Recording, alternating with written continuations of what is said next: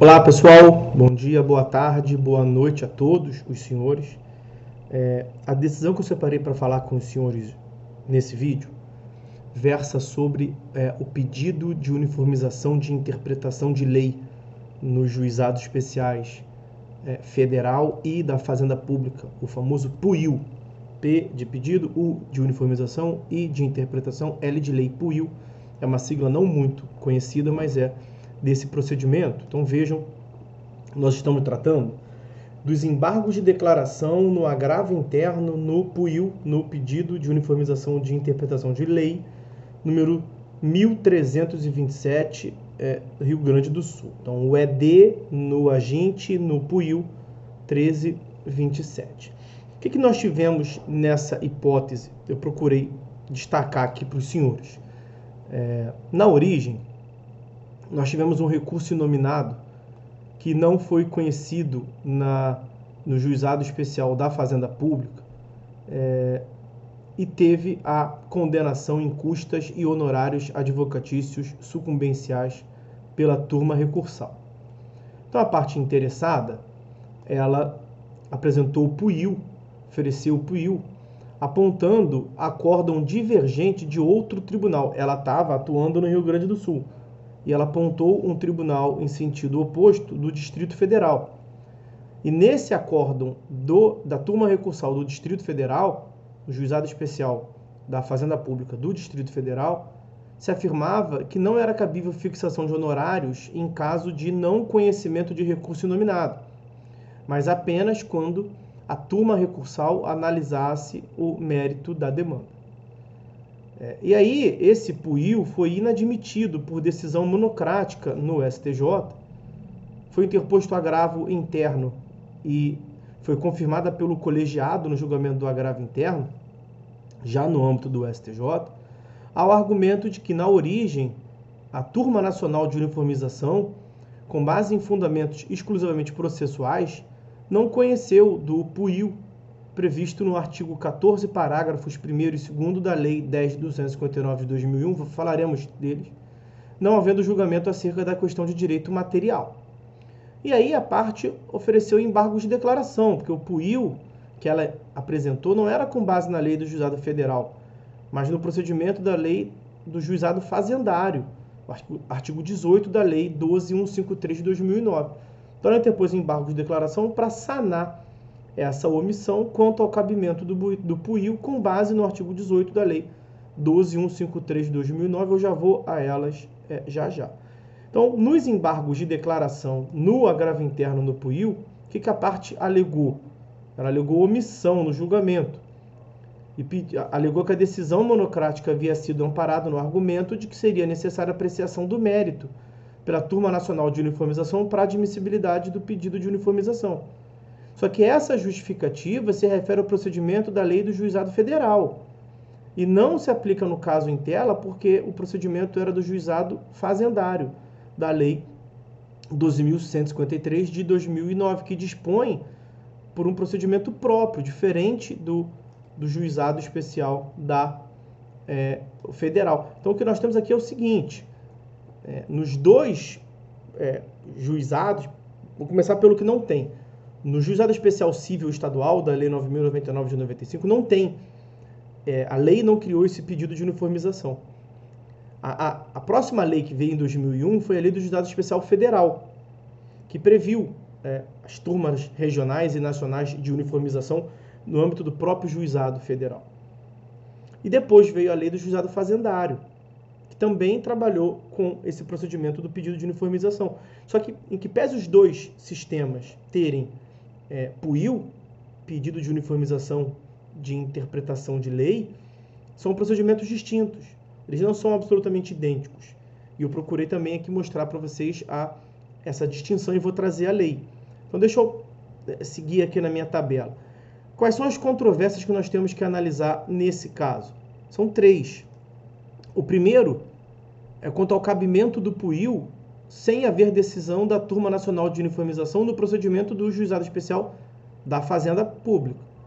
Aí depois, o cabimento de PUIU para discutir honorários advocatícios. E por fim, se afinal de contas é devida fixação de honorários quando o recurso não é conhecido. É isso que nós temos que ver. E aí, o que nós temos? Vamos à previsão da lei. Essa é a Lei 12.153 de 2009, que dispõe sobre os juizados fazendários da Fazenda Pública no âmbito dos estados, Distrito Federal e município, que para a União é o Juizado Especial Federal. E aí, essa lei prevê lá no artigo 18 esse procedimento de pedido de uniformização de interpretação de lei, aqui para o IUA. Pedido de uniformização de interpretação de lei. A Lei do Juizado Federal é a Lei 10.259 para causas que envolvem a União e suas autarquias. E essa Lei do Juizado Especial Federal, a JEF, também tem lá a sua previsão de pedido de uniformização de interpretação de lei, veja, no artigo 14. E esses dispositivos são extensos, eu procurei botar aqui mastigadinho para vocês. Então veja só, o que nós temos no artigo 14 da Lei do Juizado Especial Federal? Algumas hipóteses. Se a divergência envolver, letra A, turmas da mesma região, o julgamento vai se dar pela reunião conjunta das turmas em conflito. É a TRU, Turmas Regionais de Uniformização.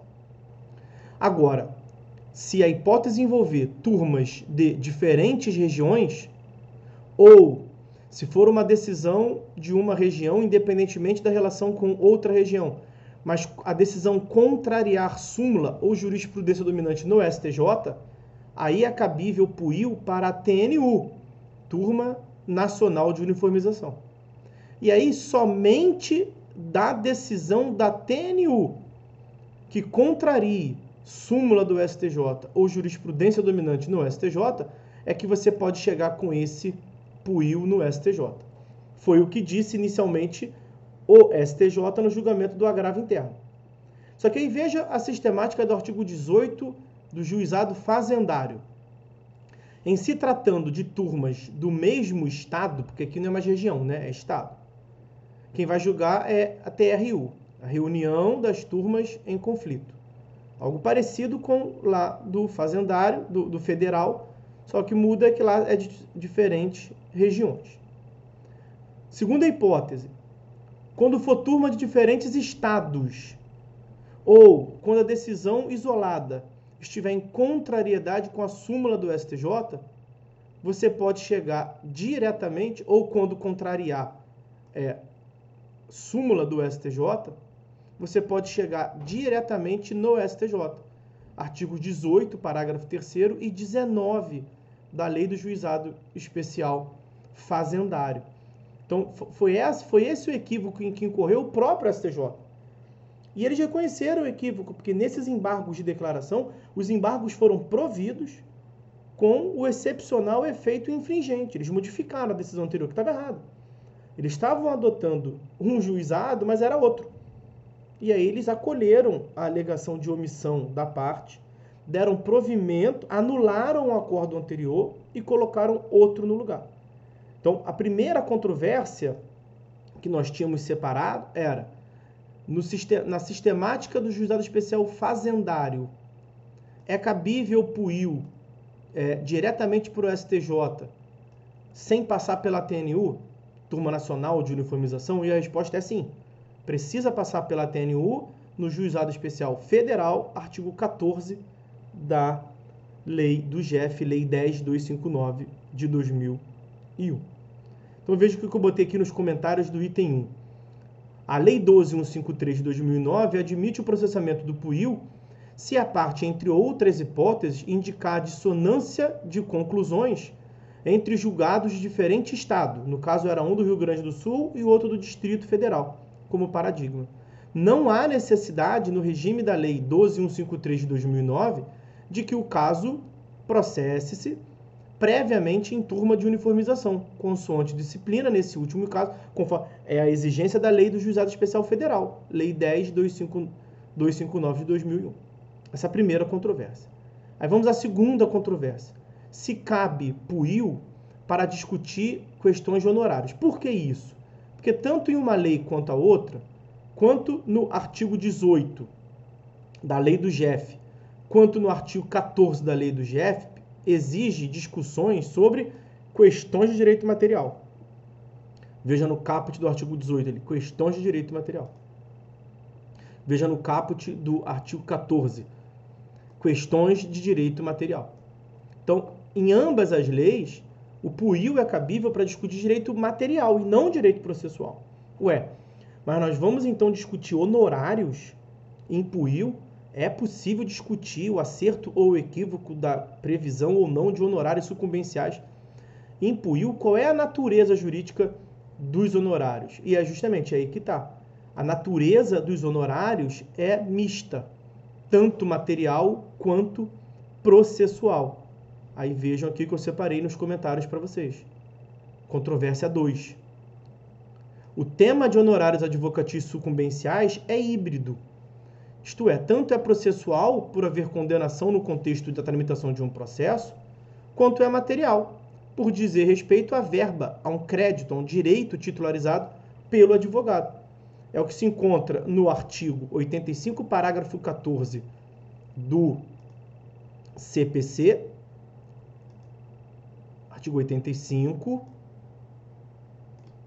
parágrafo 14 do CPC. Os honorários constituem direito do advogado, direito material do advogado, direito de crédito, e tem natureza alimentar. Então, há um atributo de direito material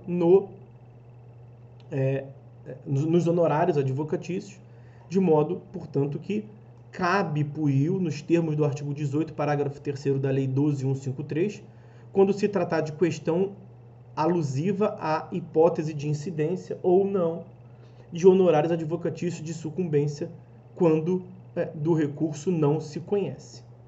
E aí, por fim, a última controvérsia que nós temos na hipótese é quanto à fixação de honorários.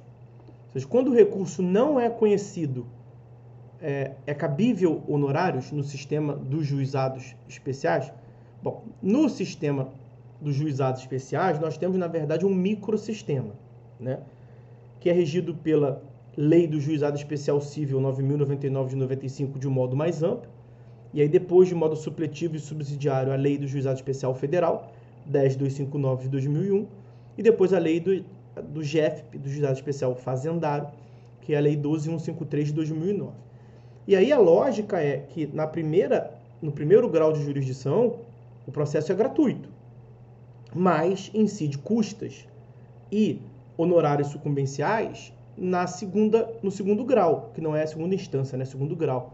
Isso a gente encontra na Lei 9.099 de 95, que disciplina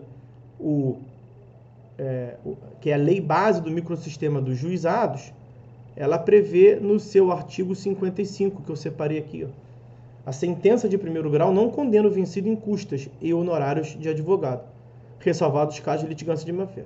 Já em segundo grau, o recorrente vencido pagará as custas e honorários de advogado, que serão fixados entre 10% e 20% do valor da condenação ou, não havendo condenação, do valor corrigido da causa. Então, o primeiro ponto a se vencer é esse. É cabível honorários no caso de sucumbência em segundo grau. O que falta ver é o seguinte: quando o recurso não é admitido, quando ele não é analisado quanto ao seu mérito, é cabível a fixação de honorários sucumbenciais ou não? E aí, a conclusão a qual chegou o STJ é a de que sim. Veja, eu separei aqui para falar com os senhores, FONAGE número 122. FONAGE é a sigla de Fórum Nacional dos Juizados Especiais.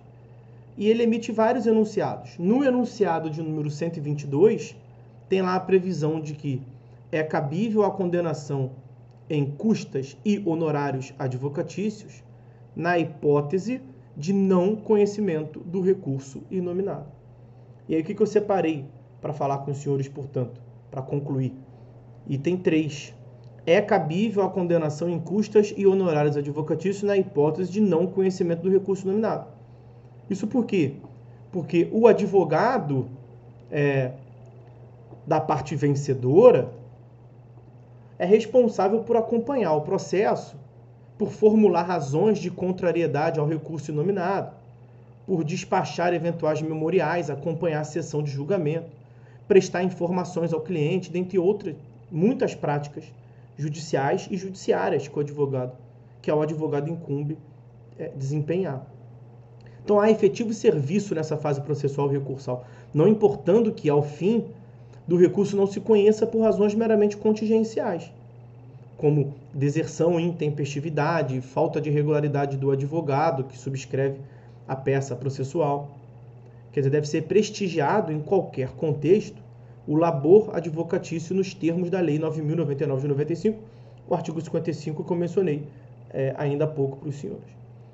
Então, por vencido, não é necessariamente aquele que perde na temática de fundo, no julgamento de mérito do pedido de reforma ou invalidação, mas sim aquele que, pelo fato de interpor o recurso, não alcançou o objetivo esperado, que seria a reforma ou a invalidação da decisão impugnada. Então, é possível se entender como vencido o recorrente que, mesmo quando não se conhece de sua insurgência, porque não passou, não avançou do juízo de admissibilidade do recurso, a sua pretensão não foi alcançada. Se há frustração da expectativa quanto ao recurso, ele fica, portanto, vencido. E nesse sentido, separei aqui duas decisões também, uma decisão que trata sobre a natureza da verba do advogado, acabei não mostrando para vocês, agravo interno no RESP 1481917, quando o STJ afirmou justamente que os honorários advocatícios possuem natureza tanto processual quanto material. E aí as observações que eu já lhes apresentei. Então, com essas explicações, com esses argumentos, o STJ acolheu e deu provimento aos embargos de declaração com efeito modificativo para anular o acórdão do agravo interno, que tratava de outra sistemática do PUIL, admitiu o PUIL, o pedido de uniformização de interpretação de lei federal foi admitido e no mérito foi desprovido. Por quê? Porque o julgado do Rio Grande do Sul, que ele estava recorrendo, que ele estava pedindo a uniformização da interpretação, estava correto, porque condenou ele a pagar honorários. Ele queria se utilizar de um entendimento do Distrito Federal, que estava equivocado, que não estipulava honorários sucumbenciais em caso de não conhecimento do recurso nominado. E como nós vimos, isso é equivocado, é caso sim de cabimento de verba sucumbencial honorária, beleza? Então, com essas observações, a gente encerra. Fiquem todos com Deus e até uma próxima em breve.